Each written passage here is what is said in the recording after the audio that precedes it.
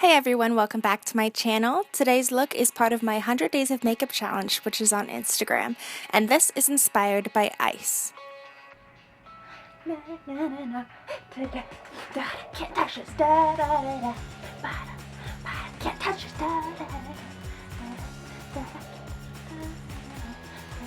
Can't touch this.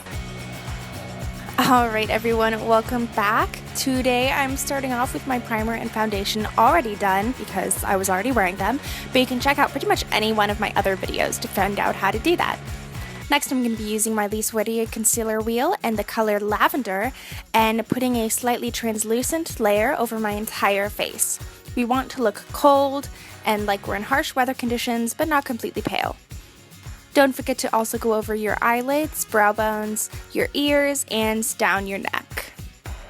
Although, quite honestly, this pretty much matches my neck, so maybe I should just do this all the time. Anyway, one important thing for winter is to always wear chapstick because otherwise I won't be able to wear any lipstick because my lips are so cracked. Moving on, I'm going to be using the Mehron Cream Paints kit and using the white to highlight my face. I'm going to be doing the cheekbones, the nose, the chin, the forehead, and then going over my lips with the same lavender concealer from before. Moving on, I'm going to be taking this shimmery light blue, this medium blue, and this dark blue that you couldn't really see, and I'm going to be contouring my face with the medium blue.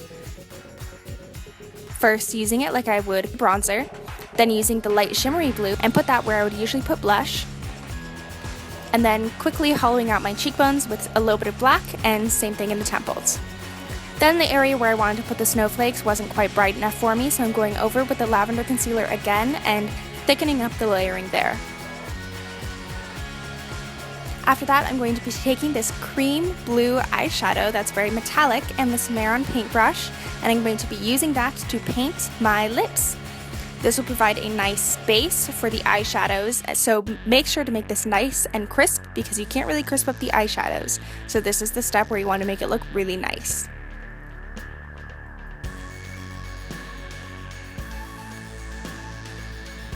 Moving on, I'm going to be taking this nice round brush and the light shimmery blue and patting that right in the center to make a nice ombre look.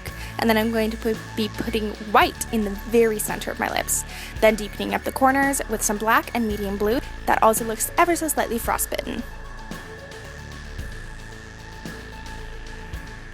Next, I'm going to be taking this very small brush that I use as an eyebrow brush and tinting my eyebrows with the dark blue.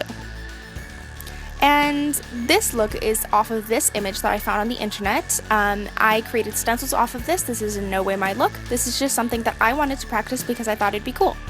So creating my stencils, I then took them, cut them out, put little pieces of tape on them, rolled that piece of tape up, stuck it onto the back, and stuck those onto my face. Also, can we appreciate that when I searched ice people, this is the first image that came up with the caption, "So the cold never bothered you anyway?" Thanks for that shining joke, guys. Thanks for that shining joke. Anyway, go ahead and lay these down on your face. I'm just putting the top one first that I can work in small portions. Next, I'm taking this flat brush and this shimmery blue from before, a dark purple, which I ended up not using, and that medium purple. I'm going to be taking that medium purple and starting it concentrated near the edges of the stencil and blending it out to the edges of my face. I'm going to be doing this anywhere the stencil touches my face. So everywhere basically.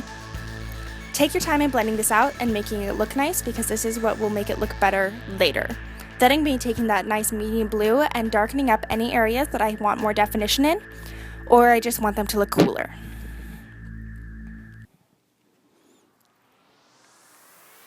Then I'm going to be quickly blending that out and taking my stencil off. Don't worry if it doesn't look great because we'll clean it up later. Next, I'm putting down the second stencil and doing the exact same thing. For this one, it's really important that you work in small sections because it doesn't lay as flat on your face, so you really want to go one section at a time and try and make it look as nice as possible. I'm also not doing the blue right now because this is a more difficult area of my face, so we'll be cleaning this up later. So for this one, I'm not going to put blue down while it's still on because it's incredibly difficult. So I'm going to take it off. And then try and clean it up that way. So I'm just going to clean it up using my concealer and then also eyeshadow. So taking my Mehron brush from before and the concealer that we used for this entire area, I'm going to be lightening up anywhere where the snowflake pattern is. You can do this to crisp up the lines and also to make the entire area brighter and therefore more noticeable. You can also use this technique to add any lines that were too small for the stencil, or just to add lines that you think would make it look cool, which I did mostly on the side of my face. Like right there. And suddenly it looks even more like a snowflake. Magic! Now I'm blending out the purple more so it looks more cohesive with the top, and adding in some blue. Again, take your time with this step. It really makes it look better. Next, I'm taking the fluffy brush and patting on that light shimmery blue from before onto my eyelids. And then I'm going to take this white and patting it onto my brow bones and the inner corners of my eye to brighten my eyes up. Then I'm going to be taking the blue cream eyeshadow from before and the Mehron brush and creating a very comical, distinct cat eye cut crease. But don't worry, because we'll be blending this out shortly, so it's okay if it's a little messy and not 100% perfect. Next, I'm going to be taking the flat brush and the medium blue and blending this out into my eye. Try not to go into the crease and just blend it up towards the brow bone.